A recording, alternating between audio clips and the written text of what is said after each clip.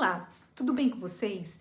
Estou aqui gravando mais um vídeo para responder uma dúvida que eu tive de alguns inscritos sobre o vídeo quando eu falava do secador da Gama, tá?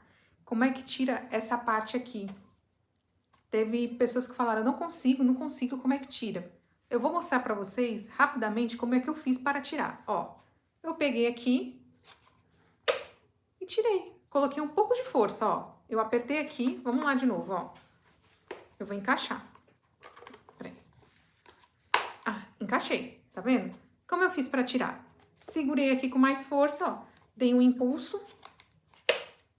E pronto. Tirei. Vamos encaixar ele, ó. Desencaixei, tô mostrando. Agora vamos encaixar novamente. Tem que dar um crack, ó. Peraí. Viu? Deu crack. Era só isso, tá? Que eu tinha a dizer a vocês. Um beijo. Tchau, tchau.